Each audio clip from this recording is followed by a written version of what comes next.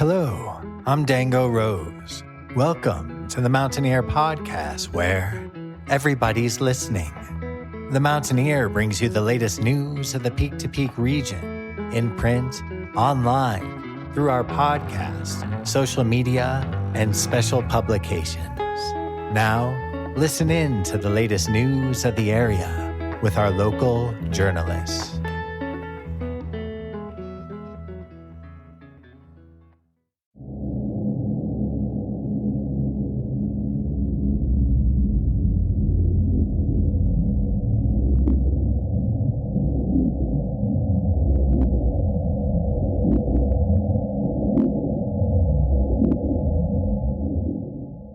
Well, this is certainly a lot spookier than the normal tracks that we promote in the intro and outro of our podcast, but this is for good reason. This is a very special ambient track called Sleepy Hollow that was created by Spooky Grass Productions specifically for the Haunted Stage Stop, which is coming up on its third and likely final year at, of course, the Stage Stop at 60 Main Street in Rollinsville. Head to hauntedstagestop.com to purchase tickets for October 18th and 19th, October 25th and 26th, and Halloween, November 1st and November 2nd. Stay tuned for this episode of the podcast to learn more about each tour for the Haunted Stage Stop. And happy early Halloween.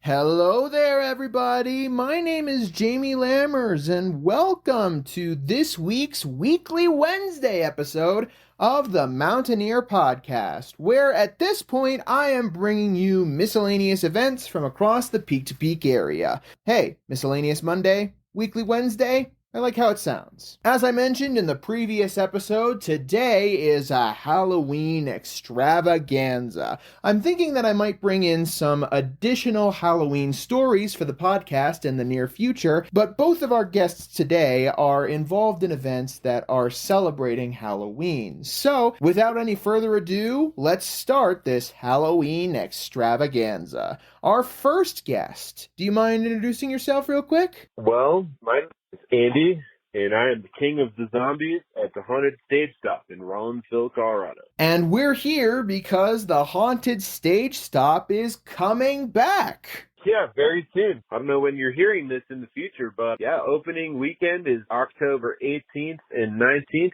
Then we've got two more Fridays and Saturdays, the 25th and 26th of October, followed with Halloween Thursday and our final Friday and Saturday, November 1st and 2nd, what we are calling Halloween weekend. So I wanted to ask, how long has the Haunted Stage Stop been going? Well, this is our third year as Haunted Stage Stop, but it's our fifth year haunting the Peak to Peak region. In 2020, as far as I know, we're the only people to open a new haunted house in Colorado during 2020. My wife Joy and I opened Haunted Ferncliff over in Ellens Park. In 2021, we were at the Gold Hill Inn, collaborating with some live music shows too. It was really cool. And then we made it to the Stage Stop in 2022, and this is our third year, and in all likelihood, our final year of this haunted house. That honestly surprised me. I was not expecting this to be the last year of the Haunted Stage Stop. May I inquire as to why that might be? Well, you know, it's actually under construction, and in the time we've been haunting, the structure has been greatly improved after 160 years of redneck engineering, and they're ready to really send it on finishing the Stage Stop so it can come back as a music venue, bar, and restaurant, which I'm sure us and a lot of other people in the neighborhood are really excited about. Given especially the history of bands like Yonder Mountain String Band, Leftover Salmon, Elephant Revival, playing shows. I played a Halloween one year with a band called Whitewater Ramble, so I think everyone wants to see it come back as a venue. So this is just the nature of the beast. I'm really glad that I ended up getting you on the podcast this time around then, because now we have a perspective of all 3 years of the Haunted Stage Stop.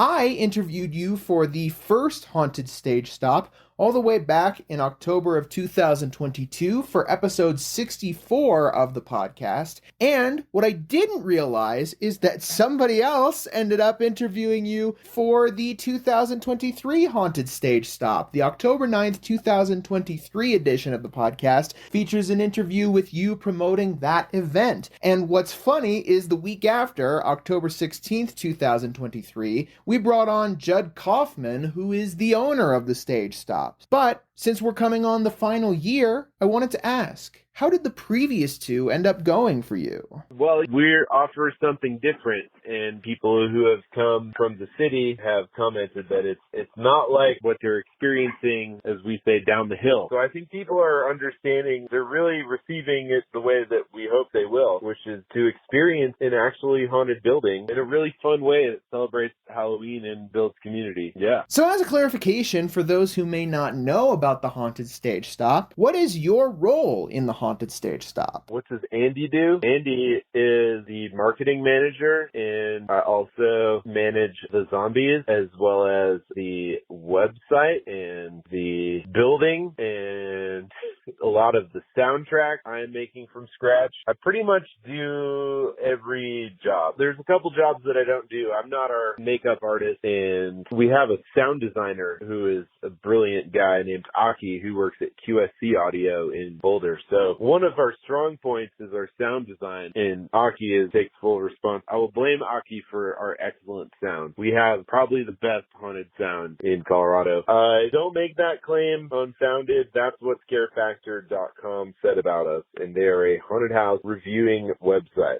I'm gonna be completely honest. Andy is being a little bit humble here. According to the full review on the scarefactor.com, the final score of the haunted house as a whole was 8.27. Various categories were analyzed, including the cast, costuming, customer service, immersion, special effects, scare factor, and entertainment and value. Every single category earned at least a 7.84 score. In particular, the special effects, which received a score of 7.98, was listed as among the best we've heard at a haunt. This is not just a Colorado reviewing website. This is a United States haunted house reviewing website. So they suggested this is one of the best haunted soundtracks, not just in Colorado, but also in the United States. That's pretty awesome. So I'm curious, what was the foundation 3 years ago to start the Haunted Stage Stop and focus on a haunted house in an actual haunted building? Well, we moved to the neighborhood. My wife and I moved to mid-Gilpin County, and we made friends with all the folks in Rollinsville. So that sort of turned into moving our haunted house closer to home. And the Stage Stop is just the most epic space that we've ever been able to set up in. So 3 floors in a backyard. It's just truly epic. We're using every square inch of the space. And, you know, a lot of people have memories of going to shows there. They remember certain bartenders. People have been coming up to me and telling me ghost stories. So the only way to get a tour of the Stage Stop right now is to come to Haunted Stage Stop. So what is your previous experience in regards to haunted houses before the 2 events that you talked about earlier? I guess I've been a fan for my whole life. My dad brought me to my first pretty serious haunted house after I had fun at the local farm haunted house. And at some point, let's see, 2017, I scare acted at 13th floor in Denver, which is the haunted house in Colorado with the biggest advertising budget. They probably do more volume than anybody else. And 2 years later, I worked at Frightmare Compound in Westminster, which is Colorado's oldest haunted house. So I saw what people with essentially, compared to us, unlimited resources. We've learned a lot of how they do things, and we've been able to steal some of their ideas and adapt them for what we're doing. And we also feel really confident that what we're doing is very different from a big budget haunted house situations. You know, we're old school actor driven haunt where we have amazing atmosphere and really demented actors. So that's what sets us apart. But my experience working for other people's haunted houses is definitely, and shout out to the Empty Graves in Longmont, who or my friends, and really showed me how to. They answered a lot of my first initial questions when we did our first one. Yeah, it shapes where we are, but also we're not the kind of people who want to just copy what other people are doing. So we learn things and then we go off and do our own thing. So what can people expect to see, especially at this year's Haunted Stage Stop? Well, first off, there are two versions that you can see this year. Actually, there's three. So the least scary level is that for the first time, we are offering lights on kids tours on Saturdays and Halloween. It's a short time window. It's just an hour, and that information is on hauntedstagestop.com. So if you have a very small child who you might not want to experience all the jump scares, the lights on kids tour is an excellent option. Then at night, we have our haunted house with actors, and it's very dark. Anybody you're going to see the same warning labels as pretty much any other immersive haunted house experience, where we use lighting effects and sound effects to a pretty great extent. If you are disturbed by strobe lights, you probably shouldn't come. But we have a walkthrough path through the entirety of the stage stop, which includes 3 floors, the backyard. There are 3 staircases. There are steps up and down. There are obstacles, and at a certain point, you may be given a flashlight by a character, and that will help you guide yourself through the rest of the haunt. So it's really a self-guided walking tour that's interactive and a little different every time. Oh, and the third way to experience it is the final tour, which we've been doing since Haunted Ferncliff, and everyone who does it loves it. It is the last tour of the night. The only thing that as specific as I can get is to say that it is a unique experience at the end of the night. We do some stuff that we can only do for the final last group, and then we're done. So for anyone who wants the most intense version of Haunted Stage Stop, you should gather your crew up and check out the final tour. Now that is only available now on our opening weekend and the final weekend. We're sold out of that on Halloween and October 25th and 26th. So first come, first serve. 1 ticket available per night. You buy the 1 ticket, and that covers as many people in your group as you can, which is 6 maximum. I guess this is pretty relevant to any of the other things too, which is that our group size is 6 people max. This is for everyone's safety as well as the quality of the experience. So if you show up with a group of 10, you should expect to walk through in groups of 5 and 5 or 6 and 4, however you want to do it. And over the years you've done the Haunted Stage Stop, what has been your favorite part about it? What stuck out to you the most? Well, frankly, the best part is just making friends with our neighbors and building community. So in order to put it on, I have to meet people. I have to meet everyone involved in all kinds. We're raising money for the fire department. So I've gotten to know the Timberline Fire Protection District, and I've gotten to know our neighbors who have scare acted with us and helped us fix things that were broken or build things we didn't know how to build. And then meeting all the people who come, whether they're our immediate neighbors or coming from down the hill. Really just we're trying to build community, and all the haunted stuff is sort of a strange veneer it's a seasonal aesthetic, but I think meeting people and making friends has been the best part. And is there anything that you hope people who come to the Haunted Stage Stop take away from the event? Well, people ask me if it's scary. The answer is yes, our job is to be scary. That's what you buy a ticket to a haunted house for. But we hope that people have fun getting scared. That's pretty much it. We just want people to feel their feelings. A lot of this modern society, people are bottling up their emotions, and they don't have healthy ways to express what's dark and negative. And through the haunted house, there's a release of the strange feelings that you can let go. So we hope that people will come out actually feeling like a more happy, well-adjusted person after getting scared and have a great time. And I guess I imagine, since this is the second haunted building that you have established in the Peak to Peak area, that this will not be your last venture in the haunted house sphere. Well, I can't say that for sure. It's kind of a lot to do. So right now, my feeling is I want to go scare act in someone else's haunted house, but I've already heard some rumblings from neighbors about some other unique ideas. So I kind of feel like we're a band going on a farewell tour. It's the last tour, but we're kind of looking at our toes right now. So whatever's next, I don't know what it is right now. I have no idea, and I can't even think about it. Anything could happen. Well, in that case, hopefully people can end up attending this year's Haunted Stage Stop. how can everybody get tickets? Well, there's two ways. You can go to hauntedstagestop.com, and that's a great way to buy your tickets in advance and know that the time and day that you want to come, that you're going to get to go when you want. And there's also a lot of coupon codes floating out there, so those only work in advance on the website. Otherwise, we have a ticket booth, and we are very happy to meet you in person and sell you a ticket right on site at the haunt. A couple things for people to know. Definitely closed-toed shoes are required. We do not recommend wearing flip-flops. Flip-flops are a terrible idea for this haunted house. We really recommend closed-toed shoes. And also, we want people to know that even if they've been in the past, we have to completely take down everything and rebuild it from scratch every year. So when there are elements and themes that are in similar places, we've still changed the past. It's 100% different. And we've learned a lot of things along the way, and we're using new tricks, and we've got a lot of cool ideas up our sleeves. New soundtracks, new characters, new past elements. Even if you've been before, you're not going to know where everything is, and you're not going to expect everything that's coming. So we hope that people check out what we do. This is our grand Magnus Symphony opus of the best haunted house we've ever made, no doubt. Well, is there anything else you'd like to add before we move on to our next guest? Well, Halloween in Colorado, everyone loves Halloween here, it seems like. So we hope that people will come check us out this year, bring their friends, bring their family. It's just a really good time, and we're giving it our all, and we're not open very long. So mark your calendar for a day, make it a date, go check out Gold Dirt Distillery, selling the best cocktails, I think, in Colorado from spirits that they distilled themselves. You've got Tossed Pizza, selling their wood-fired eats, including but not limited to probably the best pizza in Colorado. And Howlin' Wind serving unbelievable beer. And the new food truck back on the train will be there. Jason from Howlin' Wind serving pub-style food. So there's two food options. And there will be times where we have volunteer firefighters serving hot chocolate. You can meet them, and we are raising money for them. So we are grateful to our volunteer firefighters who save our neighborhoods from burning down. So that's just another thing we're trying to do to help out and be good neighbors. What else?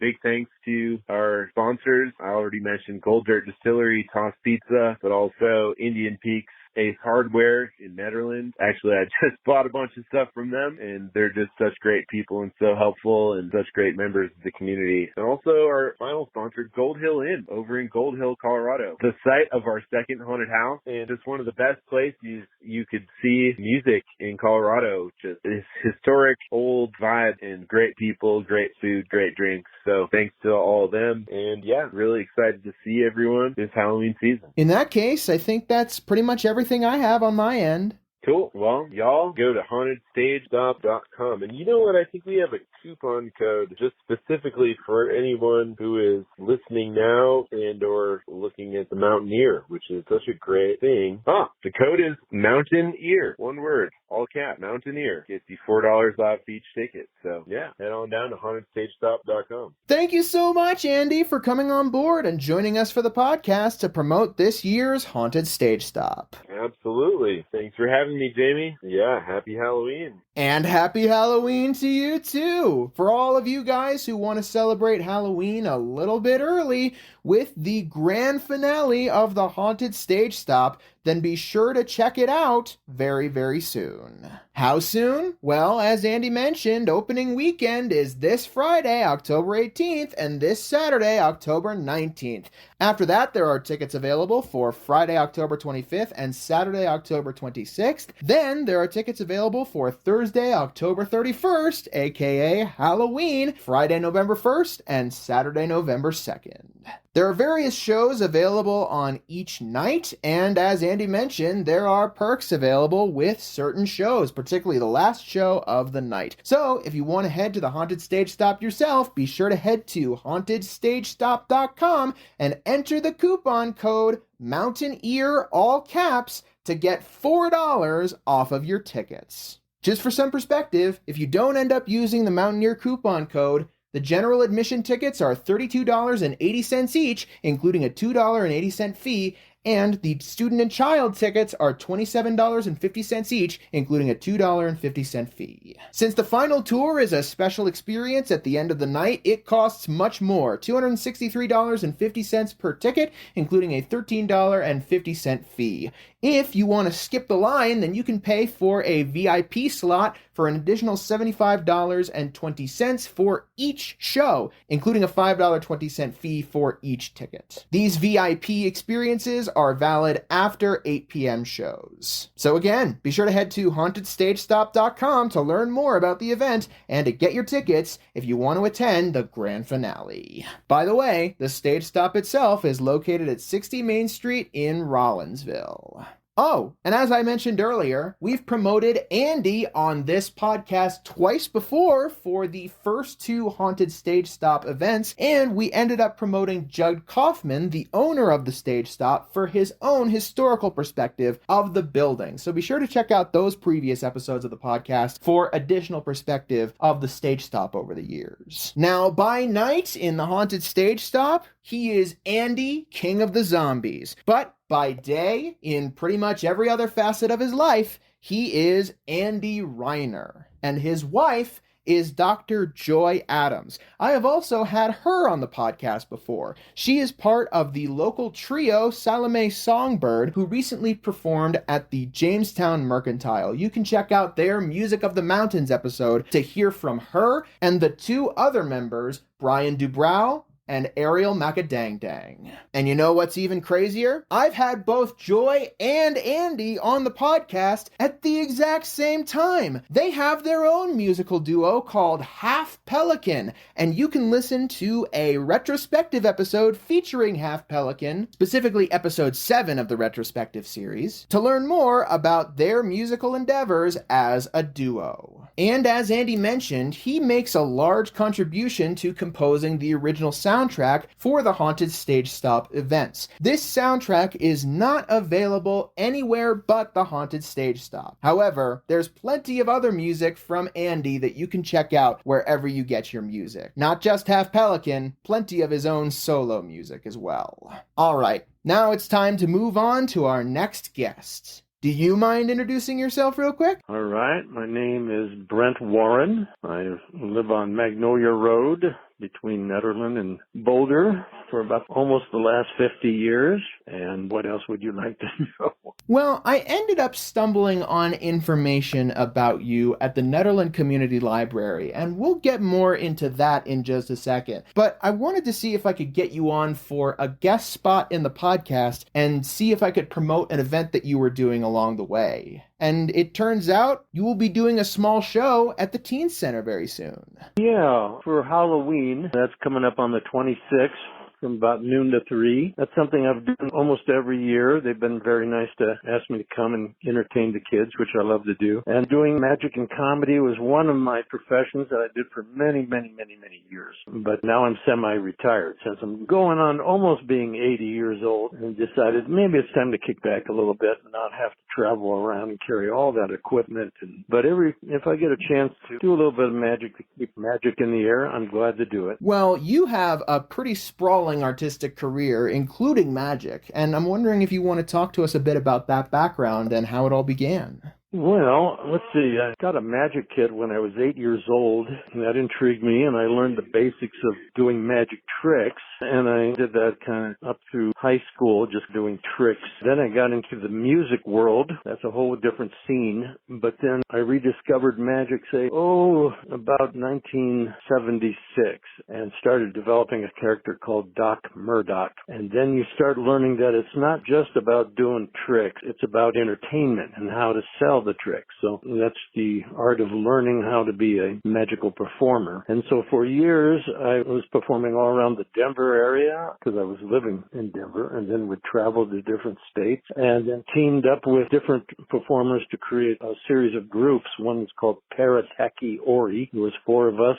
we would rent venues and do shows. And eventually I got involved in a 7-piece group called the Phone Family Circus, where we would travel around to magic conventions doing magic comedy, almost like Saturday Night Live, but this was presented to other magicians to kind of show them something different than just standing up there and producing doves and cards. At one point, I teamed up with a fellow performer named Jim Jackson, who he and his wife still have a theater down in Manitou Springs, but Jim and I, we took a show to Edinburgh, Scotland for the Fringe Festival. And so that just gives you sort of a wide variety of the different venues and places I have performed. Now today, I have to admit that my biggest joy is for years I've been walking my fish Lloyd, and I said fish, on a leash. And I go down to the Boulder Mall, or I have walked in the Netherlands 4th of July parade, or different places around walking my fish. And I cannot stress enough how much joy and laughter that silly thing produces. And so I'm able to walk with the fish and do little magic tricks for people. That's sort of what I've ended up doing today. Instead of stage shows or restaurant magic, walk around shows, I'm now reduced to walking a fish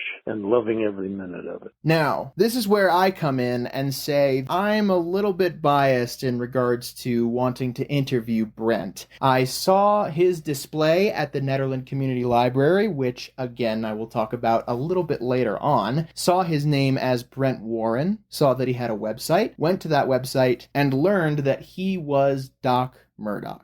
I love Doc Murdock. He has ended up performing magic at the Enchanted Forest for many, many years, and I always looked forward to seeing him walk around with Lloyd the fish, having him bark at various people attending the event, and walking in a costume that looks as if a small bear is carrying him across the way. It is amazing. He is a really fun physical comedian and magician, and I thought it was an honor to see a more reserved side of him for this particular interview too. I'm so used to seeing his performance persona, his excitement for the art of magic and performance, that it was really cool to see the person behind that magic act. And I am honored to have been able to interview him. But okay, the interview is not over yet, of course. I have plenty more questions, and one of them that I am curious about is how the name Doc Murdock ended up becoming your stage name. Well, sure. No problem. First of all, my middle name is Murdock.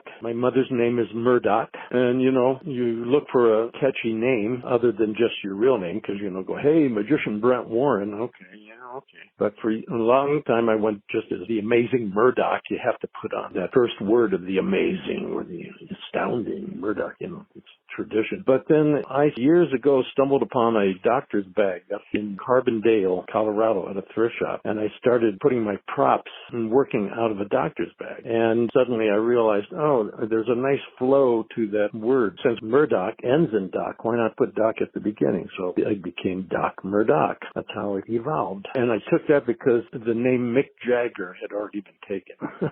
And especially in regards to magic, what's been your favorite part about performing these shows and bringing magic like this to an audience? Well, it's just the art of, I hate the word deception. It's an interesting process where you learn the art of deceiving people, but in a good way, unlike other forms of deception which are happening in the world today. Magic, at least you're keeping alive this world of mystery and awe, and also if you interject comedy along with it, all I can say is that it's so much fun to watch people's faces, especially kids, and just have them realize there's this part of life that is just, wow, there are unexplainable things that happen, and there are people who do that. We're called conjurers or magicians or whatever you want to call them. But it's also, I guess, also being a shy kid. I have to admit I was a shy kid. So you learn magic, and suddenly you've got an alternative persona to present at a party that kind of breaks you out of your shyness.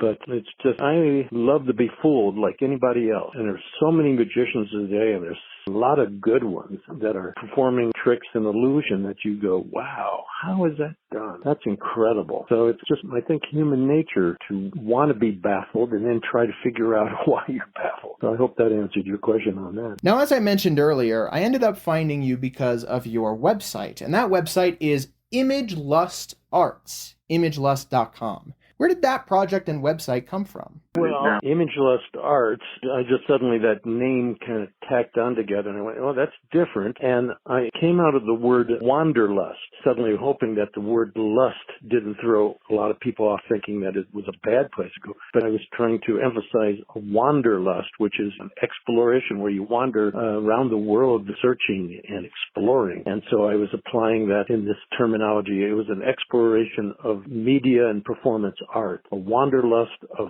images, you might say. And imagelustarts.com is my basically portfolio of all the different artistic mediums that I have been involved in over the years, whether it was music or a lot of it is being in the arts. I was a sculpture, painter, you name it. I have literally explored almost every type of artistic medium, and for years pursued getting my creations into galleries and what have you when I wasn't doing magic, because it's like certain jobs. Some jobs, they come and you have a contract and a series of shows, and then that goes away. So what do you do? Well, okay, now I'll spend some time painting or creating art and trying to sell art. And so for years there was no such thing as websites. So suddenly there was, and then blammo, that's where let's come up with a portfolio, and I called it Image Lust. So is there a particular medium of art that you like exploring the most, or are you just passionate about exploring art in general? Well, let's just say I enjoy the art of creating and building, and ideally in magic, in magic you can go out and anybody can go out and buy magic tricks and put them together and maybe do a show. And a lot of one show is art that you have purchased, but then you try to make it your own. Now, on the other hand, you might have an idea of saying, oh, I want this silk to come floating down and suddenly in midair turn into a dove. And then so you explore ways of creating an illusion that's strictly your own. And that's one thing I've always enjoyed doing, is trying to build certain illusions that are, I'm the only person in the world doing that. And that's partly for marketing. People will hire you for your individual creativity. And that's the same way with art. You paint pictures. In my case, I like to, if I can paint something that nobody else is doing, I'm just not trying to create the same old pictures of people or flowers or whatever have you. And then it's the same in music. You can either be a jukebox band that's singing other people's music, or you can write your own. And I've always, when I sing, I literally only sing songs that I've written and created, except for an occasional handful of other people's songs that I really just enjoy doing. But the whole idea was, if you're going to be out there trying to sell yourself, you really have to come up with original items, whether it's art, music, or magic. So that's what I've been doing now for almost 50 years. Well, let's give or take, I wasn't doing it when I was a little baby. I started doing magic per se professionally when I say I was about 30 years old. In regards to your performances, do you have music shows or art shows, or do you primarily focus on magic? Well, no, I'm going to say I'm semi-retired magic. The days of having a show and packing it up and traveling all around and going in and setting it up and performing it and then taking it down and going to another show, basically I've done that. Not really interested in doing that anymore. Unless for some reason somebody says, hey, come on, we got a theater, let's do a theater show. And for example, some fellow recently hired me to do a tent party for his celebration of rebuilding his house after the Marshall Fire. And he had gotten my name and he says, come on down, there's going to be 100 people. We want you to do your walk around performance, entertaining people outside in this celebration of I survived and rebuilt after the Marshall Fire. And the timing was right. So I said, okay, yeah, I'll do that. I'll be down in Castle Rock at a friend's theater in November for a public show, but it's rare for me to accept a show like that anymore. But otherwise, music-wise, I do open mics, and I just was honored to perform at the Porch Festival in Boulder. I don't know if you know about the Mapleton Hill Porch Festival, that it was the 11th year of it, which is where all those beautiful old houses in Mapleton area of Boulder, they offer their porches as stages. And I went to my first one 2 years ago, and I went, this is great. And I applied, not thinking that I would ever, 1,000 years get accepted. But by golly, email came in and said, yeah, you got a porch. So this was last month on the 22nd, I think. And went down with a neighbor as a backup guitarist, and for an hour was able to present my original tune. And that was, and hopefully I'll do that again. But other than that, it's basically, if there's an open stage somewhere and the time is right, I'll go down and play some music. Well, as I mentioned earlier, your career is sprawling, and even before you were known for Doc Murdock, you had ventures that are still in the public consciousness to this day. In fact, One of those ventures was featured in a documentary with you as an interviewee. You're talking about the tale of the dog? Oh, yeah. Well, boy, that was fun. Right after college, or about 1968, I graduated in 68 from the University of Denver. And I should say, prior to that, I was into folk music, and I was with another guy as a folk duo called Mike and Maverick. I had the nickname Maverick at that time. But through some fate, I was asked to become the lead singer for a folk rock group that got named. Our bass player chose the name Eighth Penny Matter, which he said was from Shakespeare, and I think it means not worth a damn, but we tried to be better than that. Well, anyway, we were part of the late 60s rock music scene, and, you know, the big scene was out in San Francisco, and one of the fellows who had the big Avalon Ballroom performance place in San Francisco opened another place in Denver called the Family Dog, and we were asked to be one of the house bands. In fact, we opened the place with Janis Joplin and Big Brother and the Holding Company and Blue Cheer, and over 8 months, all the the real great music groups and performers played the Family Dog, and we got to play with Buffalo Springfield. We opened twice with the Doors, you know, Jim Morrison, the Doors. If you watch a documentary, and not to spoil it for you, but my favorite part is we played an after party for Jimi Hendrix, and he went home with my date. You can't make up stories like this, you know. Anyway, the thing was that at that time, though, the police did not like the long-haired musicians of that era, and so their attempt was to shut down the Family Dog, which after 8 months they did. But out of it came Barry Fay, who became the godfather of rock and roll promotion, and he ended up being the greatest rock and roll promoter of the West, promoting groups at Red Rocks and different venues. That's a whole different story. Anyway, a few years ago, two fellows from Denver made this documentary about this rock and roll nightclub that featured all the great performers, but also about the element of the time, the story of how there were people trying to shut it down. And so it's out there on Amazon.com that you can rent. It's called Tale of the Dog, and hopefully maybe we can get it shown other places. But I was honored that they came and interviewed me so I could tell them some of the stories that I knew about being a performer. So that's that story about that documentary. I wanted to give a little bit more backstory to some of the things that Brent just mentioned about the Family Dog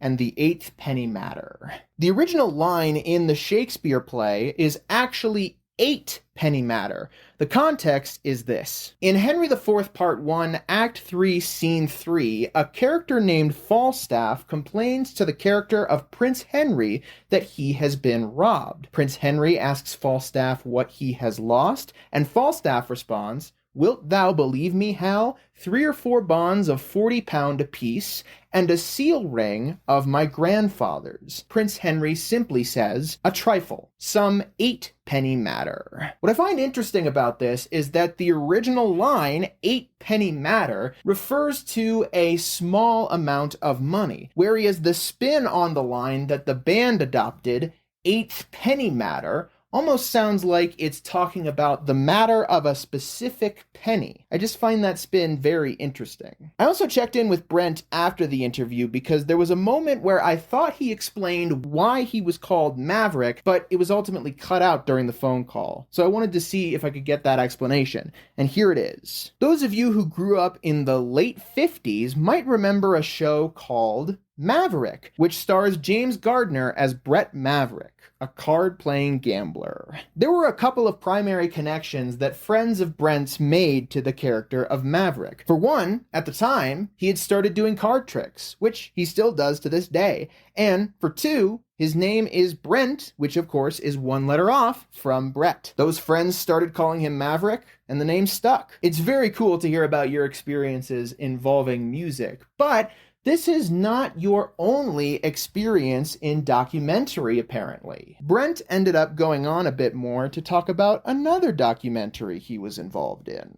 Well, now, at the same time, not to plug it, I want to say that in 1999, I spent 3 years making a video documentary about a gentleman who had a restaurant in Nederland called Marvin's Gardens, which, if you go to Nederland now, that's where the Kathmandu restaurant is. But Marvin, it turns turns out, was passionately in love with Howard Hughes' giant airplane called the Spruce Goose. And he was building a 12-foot model on his pool table inside the restaurant. Now, I, too, love the Spruce Goose, and I went out to California several times to see this airplane. And because of that, I started making a documentary about his life and how he built the plane. Eventually, he took it to Nebraska. He died, but then the Boulder Aero Modeling Club went and got the pieces, and over a course of a year, finished building this 12-foot model that was Marvin's dream, and then had one day to fly it off of Boulder Reservoir. And I produced this hour-long documentary, the concept being that there was three obsessions. There was Howard Hughes' obsession to build the giant plane. People should read that story. And then Marvin's obsession to build this airplane. And then in the Boulder Aero Modeling Club, about 10 gentlemen whose obsession was to finish it. And I came up with, I thought, a really good hour-long documentary. But then I had a few showings where it went over really well, but then couldn't get it into film festivals. I tried, but they just didn't accept it. But I'm still hoping at some point it can get re-shown after, 20 years, because I think the story is really good. But that was a whole nother project that suddenly popped into my life because I love film. I love movies. And so out there is Marvin's Flying Boat, which you can watch for free on YouTube. If you go there. Modern technology has now made it available, so it's out there for the public to view, should you desire. That's Lots really to cover. cool. No, I could go over all the things that I haven't been, but that's everything. But different projects have fallen into my timeline at different things where I said, okay, I accept the challenge. Let's see what we can do. Whether it was in music or in film or in art or in the wonderful world of magical illusions and what have you. In fact, if you want to see Marvin's Flying Boat directly, Imageless.com advertises it very prominently on the sidebar. But I wanted to get to the primary reason why I was inspired to call you and have you on as a guest. I've been going to the Netherland Community Library a lot lately, and as I was about to leave, I ended up spotting a plaque with your website name and other information on it. And next to it was a plaque where you talked about someone who was a major inspiration of yours. Do you know who I'm talking about? Oh, well, gosh, I've had so many of them over the years to meet different people who are your teachers. But do you have a name for me of one particular one? I do have a name. The person on that plaque was Great Uncle Lyle. Oh, I see. I was thinking magic. No, Uncle Lyle is from the world of wood carving. Yeah, no, and if you go to the Netherland Library right now, I was given the glass case as you walk in the door to display something. And what I figured would be perfect for there is the story of how, as I was a little kid, there was a cardboard box in our attic filled with these amazing wood carvings. And there was a picture of a man who I later found out was my great-uncle, maybe his great-great-uncle, Lyle Pascoe. And these were his carvings, which I now know they're called whimsies. And this is what men basically did to kill time back in the 1800s on into the early 1900s when you sat around a fire with a whittling knife. Everybody carried a little jackknife with them. And you carved wood. And whimsies were amazing things where they carved wooden chains. It looked like a steel chain, but out of a broomstick. And usually at the end of that chain was a wooden cubicle box hollowed out in the center with a ball freely captured in that box. You know, it was like a magic trick in itself. So here I had these carvings, which were the chains. I had some scissors. I had some of these unique sticks that opened up like pliers. It's hard to describe, but I just worshiped those with respect for years, and I've kept them in a lockbox. And then in the 1980s, for some reason, and I like to say that Uncle Lyle's spirit entered me, and I started carving wooden cubes, 4x4 cubes of cedar, and using both knives and power tools, I started carving my own shapes, and in some cases even whimsies. That is, a block of wood with a ball captured inside. And they've been sitting on my mantle for I don't know how many thousand billion years, but when offered this case, I said, oh, that's the perfect art size to fit in a case, so why don't I tell the story of Uncle Lyle? And so if you go in there today, you can see his picture, you can hear my story, and you can see a few of his whimsy carvings, and you can see all of my wooden block carvings. So that's one gentleman I never met because he died in 1935. The irony is he was born in 1846, and I was born in 1946. And I like to think, woo, now maybe there's some kind of cosmic connection there. Who knows? But thank you, Uncle Lyle. And if you see his picture, he's amazing. He looks like Buffalo Bill. Amazing beard and hair. Must have been an interesting character, but after trying to research who he was, I've not been able to find anything about him other than these beautiful carvings that he left for us to look at. Since I didn't clarify earlier which inspiration I was talking about, you mentioned that there were quite a few inspirations for your magic career that have stuck out to you over the years. I'm curious still. Who sticks out to you? Well, one fellow I really admired was a Danish magician named Fred Capps. Very, very creative and had his very own unique, almost comedy style of presenting magic. And one of his claims to fame, if you call it a claim, was he was on the Ed Sullivan Show the night the Beatles performed. And so nobody remembers Fred Capps because they were watching the Beatles. But he's just one name that if you were to watch YouTube or go out there, you can see his style. But, over the years, there have just been some really amazing people. In fact, I just sent out a homage to a magician who passed away not too long ago named Tom Mullica. And he had a bar performance place in Atlanta, Georgia called Tom Foolery, where he would perform every night behind this bar. And his claim to fame was he would eat lit cigarettes, and you just have to see it. Now, if you send me your email, Jamie, or maybe I have it, I'll send you the link to Tom Mullica on David Letterman, which is just hilarious, how he was able to perform with lit cigarettes and appearing to eat them. But the reason I did a homage to him is a friend of mine just gave me a wicker bird cage, and I didn't know what to do with it until suddenly I said, oh, wait a minute. When I walked into Tom Mullica's bar in Atlanta, Georgia, years ago, the first thing you saw was a bird cage with a blue jay in it. And the blue jay was a wooden carved out J, letter J painted blue that was put on the perch. And here I had this wicker bird cage, and so by golly, I went down to Michael's craft shop and I bought me a wooden J and I painted it blue, and now in my living room I have a blue jay in a cage. And that's my homage to Mr. Tom Mullica. How's that for a story? By the way, he did end up emailing me that clip. It's a short 6-minute clip, and it's called David Letterman, Stupid Cigarette Tricks with Tom Mullica.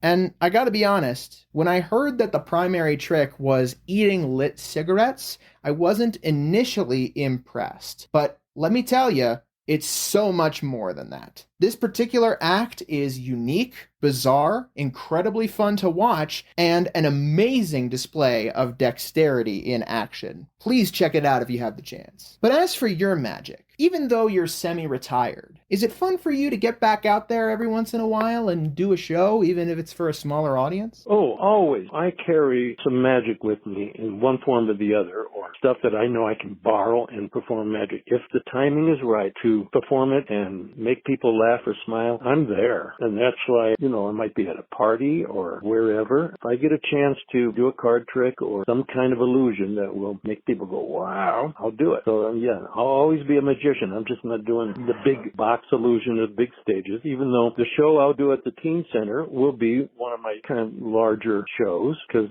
for years you find different venues. And for example, there was a library that hired me for like 17 shows to go all over Denver, hitting libraries during the summer to entertain kids and their parents. And that was one way you got shows, is you got a contract to do a giant tour of that nature. So anytime somebody says come and do a show, if I can do that, even for seniors, a thing that's fun now is you go into like a senior resident and do a nice little half-hour and 45-minute show for them to entertain them. Yeah, we'll keep the magic alive. If you were here right now, Jimmy, you'd probably get a card trick.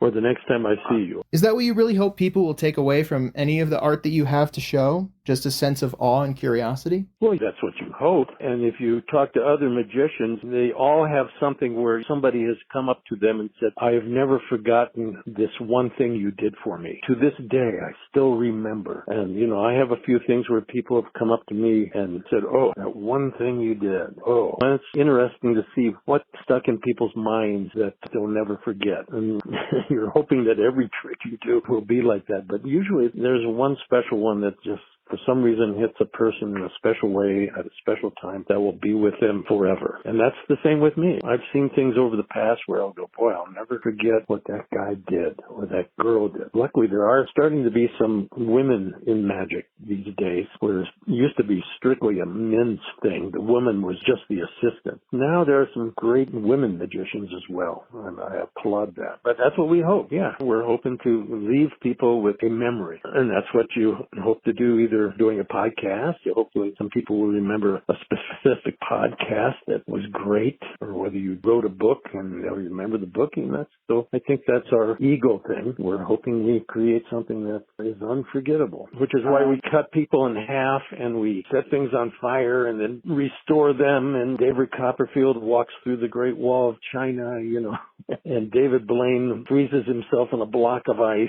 That's why they do that. And then you go, oh boy, I'll never forget that. But I have to say, the irony is we spend hours and hours, in all honesty, learning moves to be able to perform some amazing sleight of hand, whether it's cards or coins. But just as an example, I have a way of vanishing just a simple coin, which is one of the first things you learn as a magician, to be able to vanish this coin. So I carry a coin with me, and we shake our head that after all these years of learning all this other stuff, if I'm volunteering somewhere and there's kids, I say, well, here's a coin for you, and I vanish, and those kids light up, and I go, look at that. You can know all this other stuff, but here's this simple thing you learned when you were 8 years old, and you can still perform it good. You have to perform it good, and it still brings smiles and awe. And so that's why we shake our heads saying, all those hours we wasted our time when we could still just, all we had to do was vanish a coin, Anyway, that's sort of an inside joke of we shake our heads at how much time we spent learning difficult slides to impress the public, Well, I think regardless of how spectacular the trick, it must feel great to give that memory to people. Well, in some things they say simplicity is better than complexity, and that's sort of a lesson learned itself. Sometimes it's sort of the same way with comedy. You have jokes and you take out and you find out, well, what makes people laugh and what doesn't. And it might depend on the type of audience. But again, it's a trial and error concept of taking things out and trying it out and seeing what works. And if it works, you keep it in the act. If not, bye-bye. It's the same with film editing. You've heard stories of directors where they have a scene in a film that they absolutely love, but in the end they realize it just doesn't work with the storytelling, and they have to cut that scene out even though they love it. That's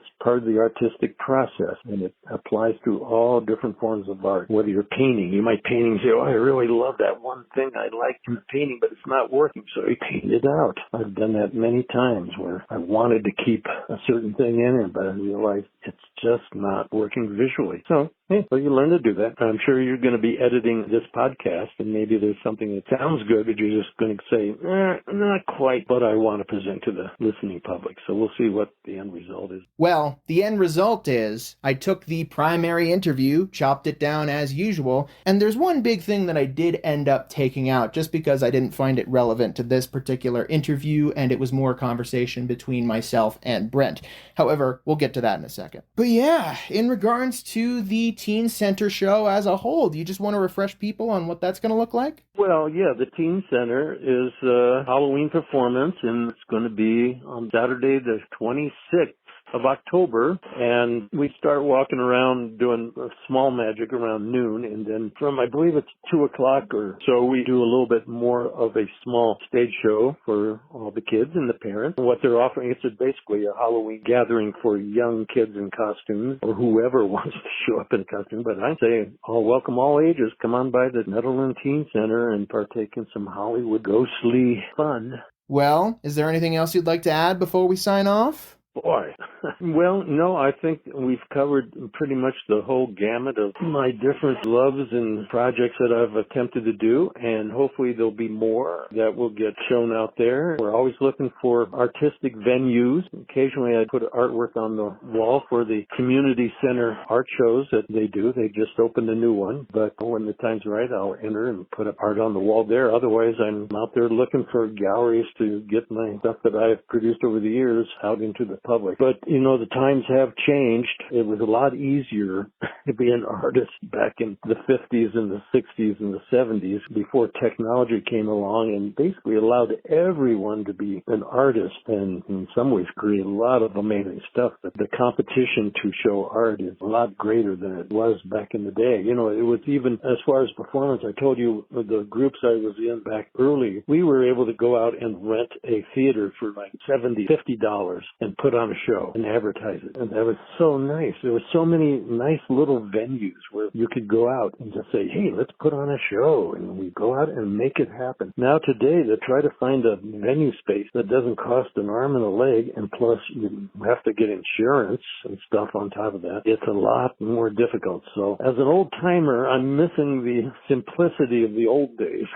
But if you know of a venue that's available cheap, let me know, and maybe we'll put a show together. All right. In that case, I think those are all the big questions I have on my end. Well, that was great. Well, this has been an honor to talk with you, Jamie. I appreciate you asking me to share a little bit about what I did, what I do, what I'm going to do, and what's happening now. So thank you so much for asking me. It's been an honor talking with you, too. I ended up talking with Brent a little bit about the logistics of this particular podcast episode, and as he was scrolling through the archives of the podcast episodes, he saw the recent episode that I did with Molly O'Brien and Rich Moore. You did one with Molly O'Brien. That's good. Well, I should send you a picture. One time I was a freelance photographer, and we had an advertising graphic design agency in Denver for a few years. And at one point, I've got this picture taken in an alley of a group called Ophelia String Band. And there's this young guy in the background holding a violin. He's a teenager, and that was Tim O'Brien, who is Molly's brother, who went on to create Hot Rise. Tim O'Brien and Hot Rise, boy, they went on to great fame as a bluegrass group for many, many years. In fact, one of the members is, I forget the guy, but he has the weekly show from Boulder. They even have the building down there, down by the Boulder Theater. God, why am I spacing out? You tune in on Sunday night to hear their show, E-Town, with him and his wife, and he was one of the members of Hot Rise, though. I was looking up the names at the same time. At first, I thought it might have been Pete Wernick because I was thinking of another show with Brandy Ray of Brandy Wine and the Mighty Fines. By the way, I interviewed her recently in her own Music of the Mountains episode. And it didn't end up being Brian Sutton, but as soon as he said E-Town,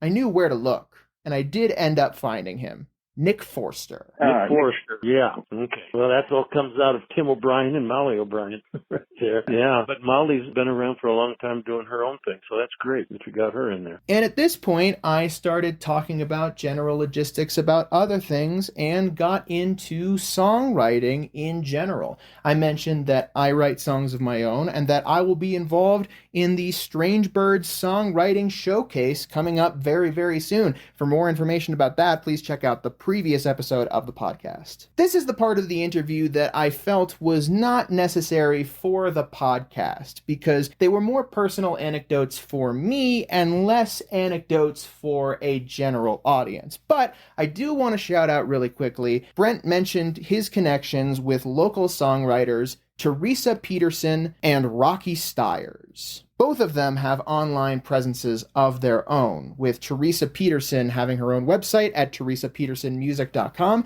and you can see Rocky Stiers performing some of his own material in a short video for the series from the Netherlands Community Library's YouTube channel, Songs from the Stacks. Oh, and by the way, if you want to hear from Molly O'Brien and Rich Moore, then be sure to check out episode 7 of the Then and Now series of the Mountaineer podcast, which is of course available in the archives. Anyway, after that discussion about the local music scene, it was time to wrap things up, and I wished Brent well. Well, onward and forward and backwards or whichever way you're going. Thank you so much, Brent, for coming on board and joining us for the podcast. I really appreciate you coming on board, and I am so excited to promote all of your work. Of course, you can check out pretty much all of his artistic endeavors by going to imagelust.com. There, you can view his art, his music YouTube channel, his documentary, Marvin's Flying Boat, and so much more. Oh, and speaking of that Songs from the Stacks series from the Netherlands Community Library that I mentioned earlier, Brent has his own episode of Songs from the Stacks, so be sure to check that episode out on the YouTube channel for the Netherlands Community Library. And finally, be sure to check out Brent Warren as Doc Murdock performing a magic show at Teens Inc., located at 151 East Street in Netherland on Saturday, October 26th, 2024, starting at noon. Thank you so much to everybody who tuned in to this week's Weekly Wednesday episode of the Mountaineer Podcast. Be sure to check out our next episode, which is our weekly Music of the Mountains episode. Before then, though, if you want to share this episode and others around with whoever you see fit, then be sure to head to our primary podcast hub at the mtnearpodcast.buzzsprout.com or find the podcast archives directly on the Mountaineers homepage at the mtnear.com. If you want to be involved in the podcast in any way, shape, or form, you're a member of the Peak to Peak area and you have something you want to promote, you're coming to the Peak to Peak area and you want to tell us a story, or you have advertising you want us to put on the podcast, then be sure to email me at media@themountaineer.com and we'll get something sorted for you. I will see you guys on Friday with this week's Music of the Mountains. Have a great rest of your day! Start the car!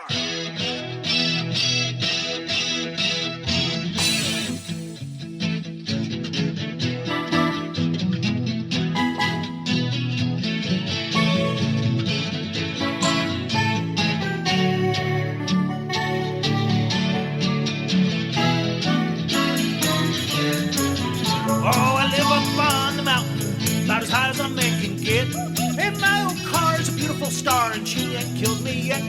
Now The song that you are currently listening to is called Get Me to the Bottom, and it is an original song by Brent Warren, 40 years in the making. According to the description of the official music video for this song, he wrote this song in September 1976 on his first drive down Magnolia Road, and first recorded it using GarageBand circa 2005. In 2016, he finally uploaded the official music video to his YouTube channel, Brent Warren. It's uploaded under the title Magnolia Road Song, and you can check out this YouTube channel along with plenty of other artistic endeavors from Brent Warren at imagelust.com. And be sure to check him out as his magician persona, Doc Murdock, at the Teen Center very, very soon on Saturday, October 26th, starting at noon.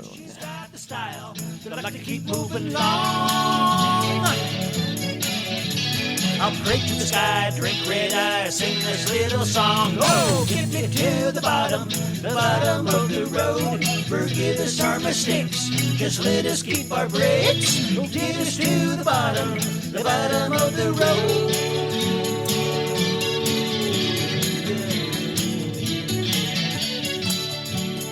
Get us to the bottom, down to the bottom. I'll thank you from the bottom of my heart. Yeah!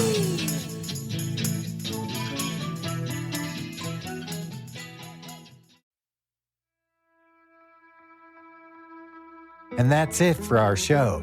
Subscribe online to get more access to more news, weekly updates to our community calendar, and a link to our YouTube channel by visiting themountaineer.com. Be sure to use the coupon code PODCAST when subscribing for a 10% discount, only available to our listeners. If you are in the local Peak to Peak area, be sure to pick up a print edition of The Mountaineer at a local business. I'm Dango Rose. Thank you for listening.